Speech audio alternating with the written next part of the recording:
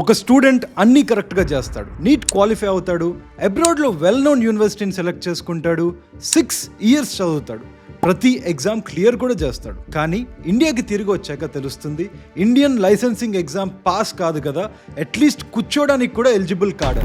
Marks వల్ల కాదు, university ranking వల్ల అయితే అసలే కాదు, కేవలం ఒక్క రూల్ వల్ల, FMGL 2021 రెగ్యులేషన్స్ లో ఉన్న ఒక్క రూల్ వల్ల. దీనిని almost a agent or consultant సరిగ్గా ఎక్స్ప్లెయిన్ చేయరు. ఇక్కడ కీ పాయింట్ ఏంటంటే చాలా మంది బేసిక్ కండిషన్స్ తెలుసుకుంటారు, like 54 months of study, same యూనివర్సిటీలో 12 months internship, English medium of instruction, NEET qualification etcetera. కానీ ఇంకో కండిషన్, ఇది అసలైన ట్రాప్. ఒక FMGL 2021 రెగ్యులేషన్ ప్రకారం మీరు ఏ కంట్రీలో అయితే గ్రాడ్యుయేట్ అవుతారో ఆ కంట్రీలోనే రిజిస్టర్ అవ్వడానికి, ప్రాక్టీస్ చేయడానికి ఎలిజిబిలిటీ ఇవ్వాలి.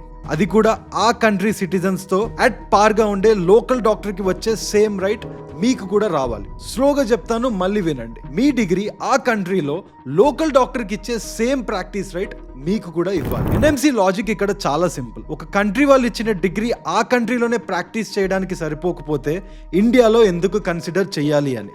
గుడ్ ఇనఫ్, ఇది ఫెయిర్ క్వశ్చన్. అండ్ ఇప్పుడు లా కూడా, అక్కడ జెన్యూన్ గా మంచి యూనివర్సిటీస్ అండ్ సక్సెస్ఫుల్ డాక్టర్స్ ఉన్నారు. పాయింట్ ఒకటే, ఆ ఒక్క లైసెన్సింగ్ రూల్. సింపుల్ గా చెప్పాలంటే మీ డిగ్రీ మీరు చదివిన కంట్రీలోనే అక్కడి local doctor at par with local citizens కి ఇచ్చే లైసెన్స్ ఇస్తేనే అది ఇండియాలో కూడా మీకు సేఫ్. సో MBBS అబ్రాడ్ కి వెళ్ళే యూనివర్సిటీని, ఫీజుని చూసి సెలెక్ట్ చేయకండి. ఒక్క సింపుల్ విషయం, యూనివర్సిటీ నుంచి కన్ఫర్మేషన్ రైటింగ్ లో తీసుకోండి. ఈ ఎగ్జాక్ట్ డిగ్రీ ఈ కంట్రీలో లోకల్ సిటిజన్స్ లాగా ఇండిపెండెంట్ ప్రాక్టీస్ లైసెన్స్ ఇస్తుందా? ఆన్సర్ క్లియర్ గా వస్తే మీరు సేఫ్.